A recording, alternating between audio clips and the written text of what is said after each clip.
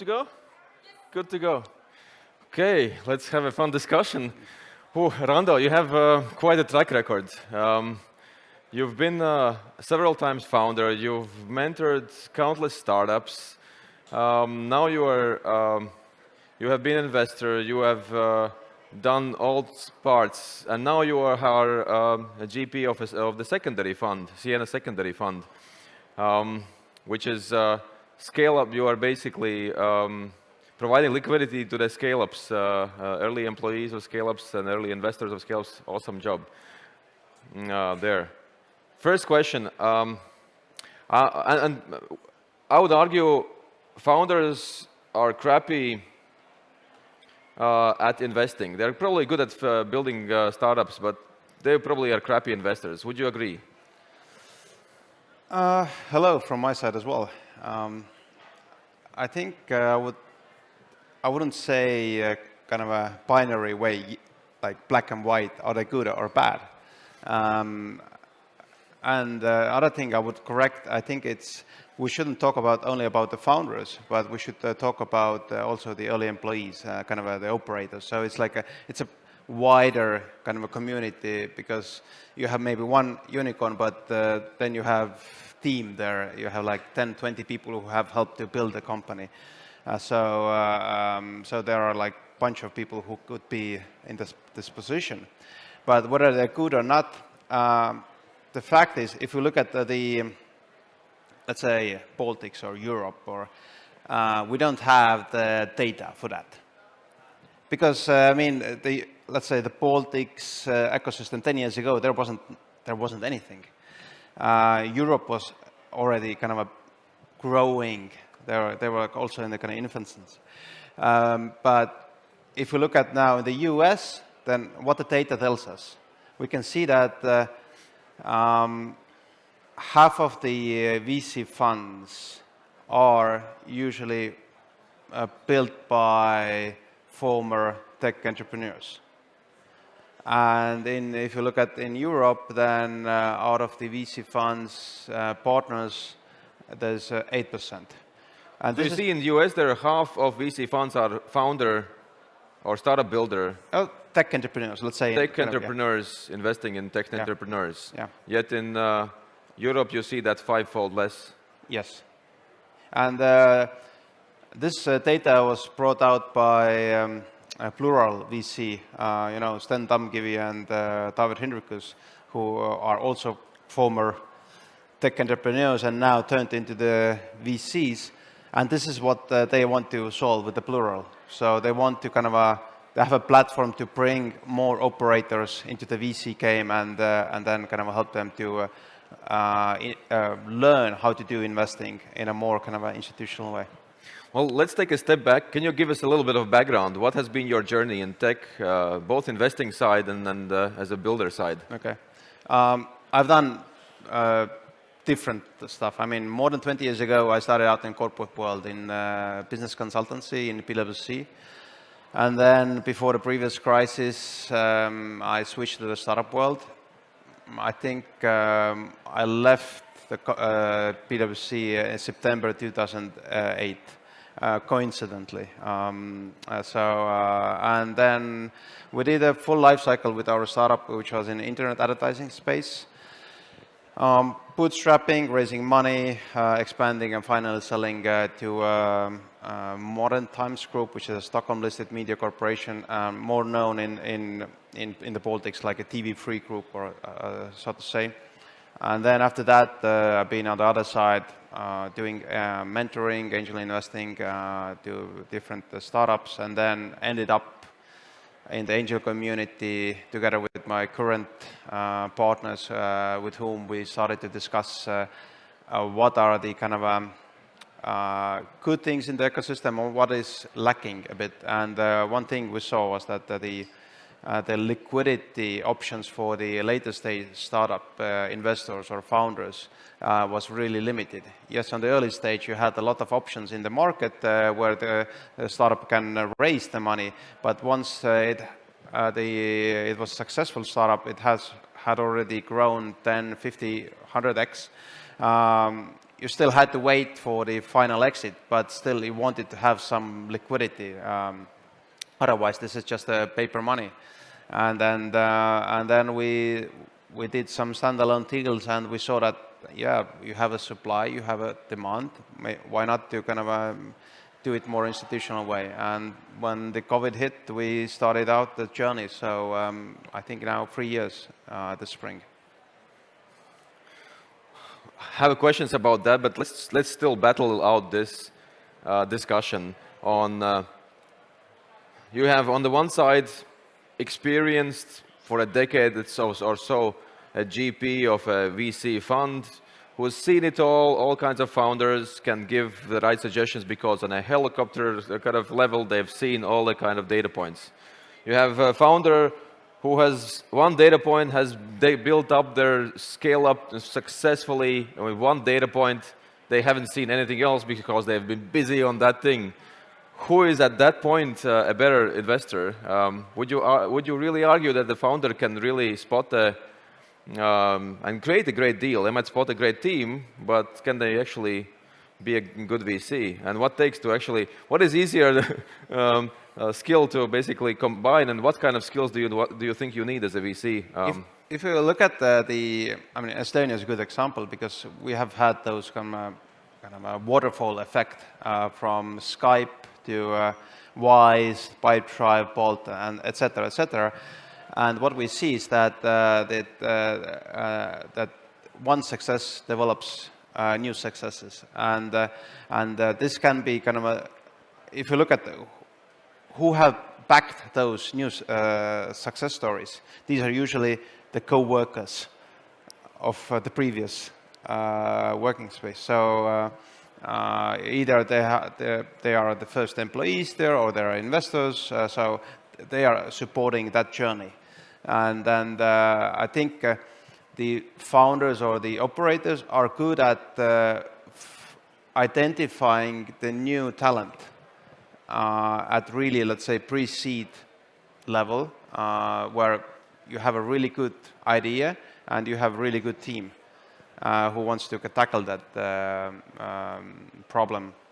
But the VCs, on the other hand, I think they are good at when the idea already starts to get some traction, and they need more capital to kind of grow the idea bigger. So in the end, I think you need both to work together to develop the good results. Because, I mean, if the founder just turns into the VC, it will have challenges as well. I mean, just compliance, fund management, legal stuff, how to manage investor relations. It's totally new game. I mean, you are used to do everything on your own, and you are the one who kind of responsible, but now you're responsible for somebody else's money, and this is totally different kind of a story. It's fascinating. In my first startup, which I went through 500 startups through as well, I had something like 25 to 30 lines in my cap table of investors, and 20 of them were Estonian angels. For some reason, it was just awesome to have such an awesome, supportive group of angel investors. So a while later, I also built a list, started with 30 top most active angel investors in Estonia. It grew into 60, but a year or so passed, I see one, second, third, and most of the list was becoming no longer angel investors, but they are having basically a fund and renaming themselves into and institutionalizing themselves. So how come? It sounds like painful. Much more fun being an angel instead of dealing with all the compliance. Why would you go into a fund? Is that I think it's a matter of multiplier effect. At some point, you basically run out of the cash. You would like to invest, but at some point you need more capital. And especially when you have a really strong halo effect that the good ideas are coming to you. And then it's like, okay, I need to choose between really good two teams, great ideas, but I don't have the capital. And then this kind of a creates the need to go for a more institutional way. And then, I mean, I think that's the same with, I mean, I remember I was having chat with Sten Damkivi, I think 1 year, like 2 years ago. And then he said, no, VC, no, we will continue doing the angel investment. And then it's like, no, we don't want to go to the fund management. It's boring. And it's like, now I see that, well, they're doing it. And the logic is that, okay, they want to have, they're getting so many ideas that it's like you need to do hard choices. So why not to kind of get some institutional investors to help you to invest those great ideas. Plus multiply your efforts. Exactly. So let's talk about borders. These same investors I had really fantastic relationships, still do. They often ask me, hey Raimonds, do you know any really good deals from Latvia or beyond who you can suggest? And I say, oh yeah, here's one, here's second, here's third. I haven't seen many investments as a result of that, but they would be and they turned out to be super successful companies that you should bite fingers why you didn't invest. Why is it that the capital hasn't moved so freely across Baltics? And do you see that changing? So you mean capital from Latvia coming to the Estonia? Vice versa. Vice versa. Yeah. There are examples. I mean, your own startup, then Chef app, for example, who has also a long cap table of Estonian investors. So it really depends. I think the main problem at the moment is, if you compare Latvia and Estonia, is that Latvia needs more startups. Especially when I compare Lithuania and Estonia, then just the base is kind of it's not as big, and so you need to develop that part more. Do you see that we are going into that direction from 8% to higher proportion of founders, startup builders as investors? Well, you're helping with the bad ideas, so little by little. So I think just how many people you have there? Like 50? 150. 150. Okay. 150. Let's do a plug. No, but 150 from 16 countries. Many exactly. of them unicorn builders and centaur builders from Baltic. This is the first experience of learning how to invest, and they will go through. I mean, the whole good and the bad. I mean, the good is, oh, it's fun, I can do this, I can invest, see great ideas, but then you start to realize, okay, I need to do the due diligence, how much time it takes. I need to do all the legal documents. I need to help the company to grow and do the mentoring. And then you start to calculate how much time it takes, and it's like, shit, it's a lot of time. And I said, and then you start to calculate, okay, should I want to become this kind of a, let's call it the fund manager or the one who's doing it professionally, or I still want to be part of this syndicate. Some people emerge from that and see that this is their true passion, and some just say that, no, I want to be the kind of some expert in my field, I will work in another startup, and this is my hobby. I will just contribute maybe, I don't know, 10% of my time to this. So it really depends. Well, but you've been in angel investing and startup investing for a while. Do you think that is actually a viable strategy for wealth building for anyone? Should anyone allocate some of their funds, some of their savings into this asset class? Yes. And why? Because it sounds like, why would you not go into the stocks or real estate? It seems much more liquid. Both. Otherwise, you're like stuck. The answer is both. It's not the one or the other. It's like Ray Dalio just said that. What is the best strategy? It's diversification. So yes, you should have stocks, ETFs. You should have a real estate. Yes, maybe even crypto. Loan platforms like Mintos you have here in Latvia. Diversify, have different solutions, and then this is the solution. For alternative investments like startups, which are quite illiquid, 10% maybe of your portfolio. I'm over-allocated, so I'm not a good example. Well, and here's the issue. You start off angel investing, you think that's going to be your way to build wealth as well as exciting. You see the frontier of what's being innovated, and you're part of the ecosystem as well. So lots of great things why to do it. Have you felt that, oh, you've been doing it for a while, you just realize, wake up, oh, it's going to be years until I see my money back? Does that die off your appetite to do it? How was there such an emotional challenge for you? Well, when you start, you need to you look at the numbers. So you need to understand that you cannot just make 1, 2, 3 investments in startups. It's a bad strategy. You need to have 20 plus investments. Why? Because your rule of thumb in startup early stage investment is that out of 10 investments, 7 probably will die out, and then out of those 3, maybe 2 will bring some returns, and this 1 should bring like 10x or more. So that's the problem. Maybe 10 years ago, where there was almost no capital, and the ones who had the money, they could pick the best teams, and they could show that they have now like 100x, 1000x returns. But now when we have lots of more capital, lots of more startups, then it's much harder to pick the right ones. Yeah, so the diversification is also... Okay. So you are now into the secondary sale business.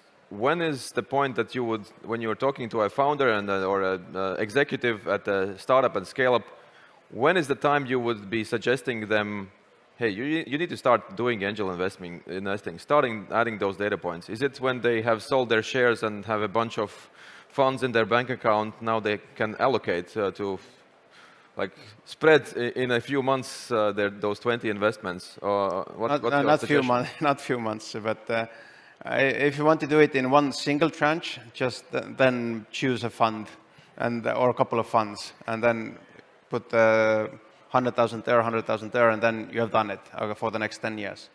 If you want to be more actively involved, then you need to deploy over the course of, I don't know, 3-4 years, not doing it in 1 year at those 20 investments.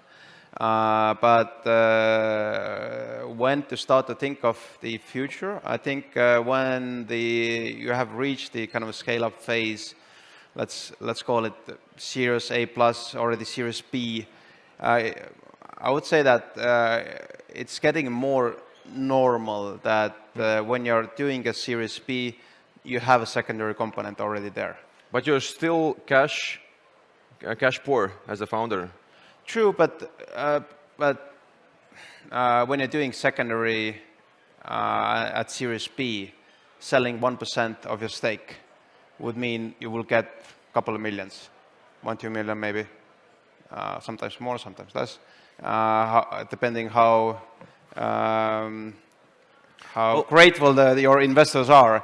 But then you can start to kind of invest into the other assets as well. My take is another angle. Why would you wait for the liquidity event to start investing? Because when you have a bunch of money in your bank account, you are tempted to make decisions instead of having it sit there. You're impatient when you have it sitting there. It feels like the money is not working. If you have the money.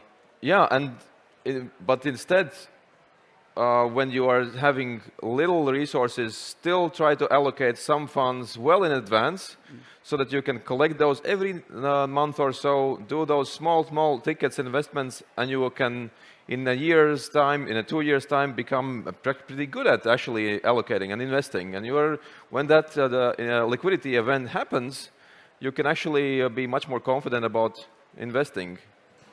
That's also an option. I'm not against it, but it's a personal choice. I see that once you have the liquidity event, you feel more safe to lose the money as well. So because when you're investing into the startups, it's a risky business. So you need to kind of every time you invest, you need to think, okay, I will lose this money most probably. So 80% of the chance I will lose this money. Okay, so that's a good segue into. what have been the startup building lessons accrued through startup building that you are applying when it comes to your investing career?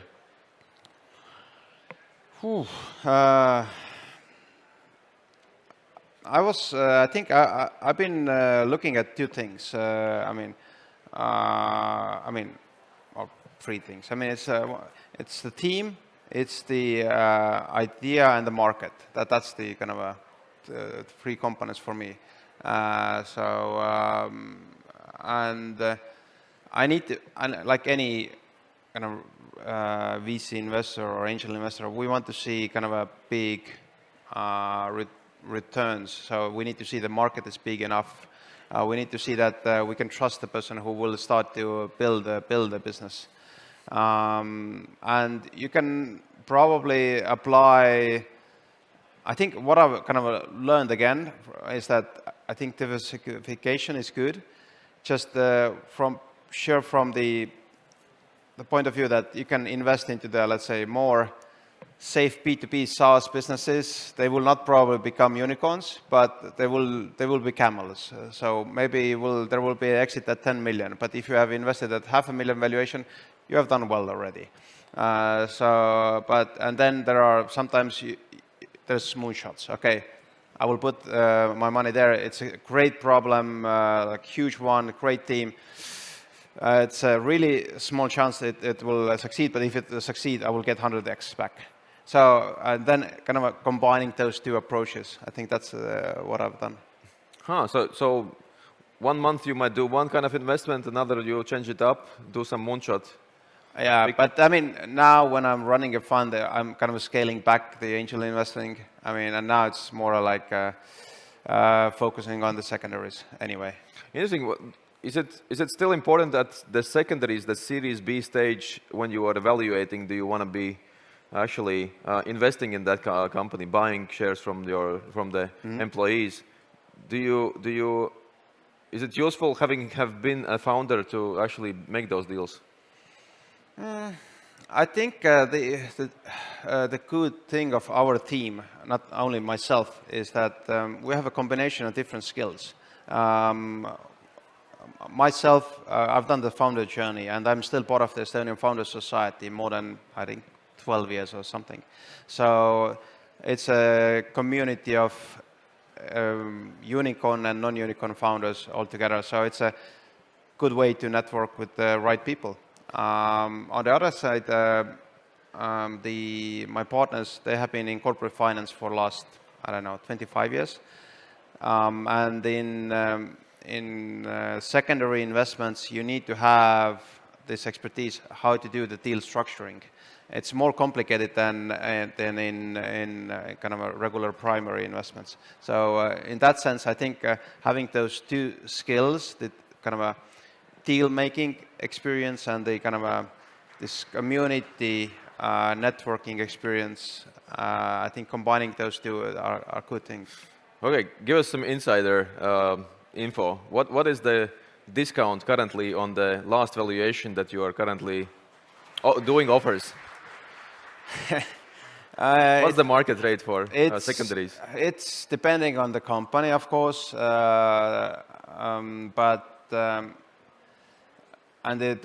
the last round was done as well. If it was at a hype level, then this might be much higher. And if it's a super good company, it will fly anyway, and it's really hard to get in. It might be still really minimum.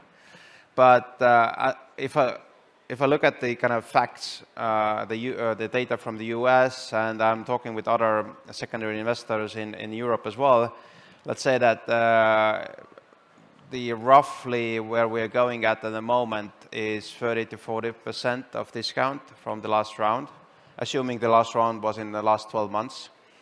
And this is, let's say, common stock, not last round preferred stock. So these are the assumptions. We have made offers with a higher discount. We haven't executed them yet. But let's say 30% plus something would be logical and fair. for both sides. So 30-40% discount on the last valuation. That's the going rate, typically. Yeah. Okay. Well, you as a secondary, you take over the race at Series B. You care about the next liquidity event. At some point, there's credit crunch. There is blood on the streets with the further down you go. So you care about how will the economy recover? Where do you see us being in a year, in 12 months, in 18 months? How will the market look? Will it be better or a little bit worse? Will this problems with Series B and beyond funding cascade down to early stage? When we're picking the companies to our portfolio, yes, we can consider the macro environment, but the macro is something that we cannot influence, and you should influence things that you can. And what we can influence is picking the right companies. So we need to be, as we have a concentrated strategy, we have in the Fund 1, the plan is to have 10 to 12 investments or portfolio companies. We have at the moment 7. And so it's a rather concentrated strategy. So we are really careful in selecting the companies. We want to select those ones who are category leaders.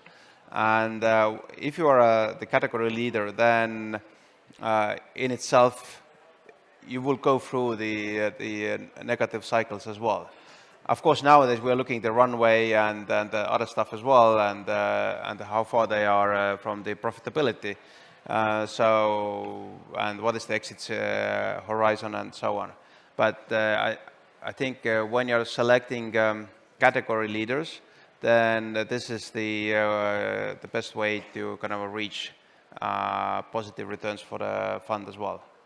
I mean, Bolt, good example, our first investment. It's a category leader across Europe in the ride-hailing and micromobility area.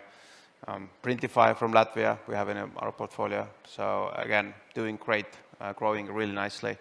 Although you have a kind of a nice print-on-demand kind of concentration in Latvia with the Printful, Printify, Suppliful, and the other stuff. Global headquarters for this. Exactly. Yeah.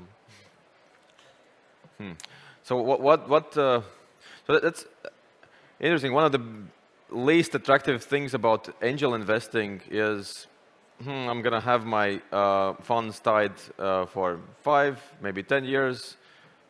What does a secondary fund do to this? Does it help shorten this? I think that this is one thing that when you're doing angel investment, you don't understand. Your money will be locked most probably 7 to 10 years in minimum. And this is because of the kind of the IPOs have been pushed longer and longer. I mean, in the 20 years ago, it was 5 to 7 years to the IPO. Nowadays, 10 to 15 years. And this has enabled the market for such funds like us who are coming in the meantime. So we are usually coming in when the company has been operating already 5 to 10 years. So we are in the meantime basically coming in, which means that the angels want to sell, they're basically selling in a halfway. Halfway, assuming that they are from day one. Maybe there's in year 1 or year 2 they join the journey, options. So they could be 3 years even that they get the money back. Yes, and if I now look at our fund investors, so why they are investing us? I mean, well, they are investing because exactly the same reasons, because we are shortening the cycle. So if we're coming in at halftime, you don't need to wait 10 plus years with the secondary fund. You will wait also 5 to 7 years, and then you will start to get the money back. So benefits for both sides. Exactly. What are you most excited? I'm sure you're looking at not just the Series B stage, but with a little bit of attention also to early stage. What kind of trends do you see in Estonia, in across Baltics, or the new Nordics?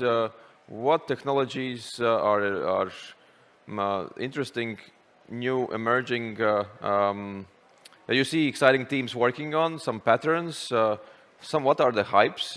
Generative AI, do you see future there? What's your outlook? I think you need to follow the money is one advice. If you look at where the institutional investors are kind of pushing the money at the moment is definitely clean tech. So clean tech and deep tech. We have kind of government LP who is investing into the new funds and kind of pushing that the funds will invest more into the clean tech and deep tech. I think this is something we will see kind of happening in the coming years. So you see that clean tech and deep tech is something that you have tailwinds for, and it's not like a hype that will change from a month here, a month there. But it's you have a kind of a problem there. I mean, because for the angels, it's really risky to invest into deep tech because the cycles are so much longer. Right. So that's why you need to have this kind of more institutional money coming in and kind of helping to push it kind of further. Okay, well, let's switch it up to the other side. You're seeing founders pitch. What do you think are early stage mistakes by founders when they're seeking investment? I think the biggest mistake is that you're not doing the pitch yourself, and you are using some advisors to help to raise the money for you. In early stage, it's not going to fly. If you're already scale up in, I don't know, your revenue is in tens of millions, and you're going for the Series B, Series C, you need to raise tens of millions, then yes, you might need an advisor who will help to open some doors with lots of institutional investors. But if you're early stage, you have an idea, talk, maybe a couple of guys who will be helping you out as well, then no, you shouldn't use any advisors. And the secondly is that, I think now it's a bit of changing, is that the valuations. I think in last 2-3 years, it went kind of sometimes crazy that people saw that, oh, I can raise so much money and this is just an idea on paper, and no, it's not. I think I've seen only maybe one idea which has raised a decent amount of money, but they were ex-entrepreneurs already with a successful exit. But usually you need to be realistic in the evaluation expectations, and you need to show some traction already. So that's. But nowadays, I mean, when you have the kind of you don't have so much capital on the market, so it's already changing. So not everybody are jumping into the game and giving money just to the startups. So it's hard time to be a founder, but it's a better time to be an investor. No, I think all the kind of recessions and negative cycles are good for building up the startups as well. I mean, when I launched, we launched our internet advertising startup, it was 2008. 2009 was we grew 5 times, just because of the recession, because everybody was looking for more innovative solutions. So I think the recession helps to focus on the problems that you have in the market, and the ones who are buying are also more open for the new ideas. Otherwise, if it's a good times, money is coming in, it's like, okay, I will go to the Bahamas. I don't want to spend my time on kind of how to really build my business. But if it's hard times, then you're focusing, okay, how can I do it better? So what's final question? What do you think is coming up for Baltic ecosystem? How is it going, and where is it going? What's the next 12 months, next 10 years outlook for you? I think we will see Estonia still leading. Lithuania is nicely kind of 2-3 years behind of us, and then Latvia again 2-3 years behind of us, and we are kind of moving nicely then, kind of and helping to kind of bring each other further. Lithuania has really strong community of bootstrapped companies who are now investing and to the new startups and ideas. They are even, I think, investing even more than the local VCs. So that's a great thing, and this really helps. And having BADideas.fund and other similar angel kind of operator angel syndicates coming to the market, having secondary liquidity options on the market, this all helps to fasten the flywheel. So the kind of we will start to roll it faster and faster. Estonia has put the target that we would like to, not Estonia, but I mean the community of Estonian startup founders. We want to have that 1/3 of Estonian GDP will be from the startups by 2030. So how far is it right now? well, I think it was like 3% or something. So there's still a long way to go. But if we continue the growth rates we have had last 10 years, we will be there. So that's the... I can just echo that coming back from where we started, you mentioned the cascade of Skype, Wise, Pipedrive, and Bolt, and each supporting the next. I see that happening in Latvia, Lithuania already for a couple of years. Latvia also seeing that. You have teams born out of the scale-ups that we have. We have the first unicorn. We have the next unicorns to be. And so the next generation of founders, but also the next generation of capital who like to spot the next awesome teams. That's already happening before our eyes. So that's the most exciting time to be here. Yes, I totally agree. Thanks. Thanks. It was fun. Thank you, you, guys. Take care.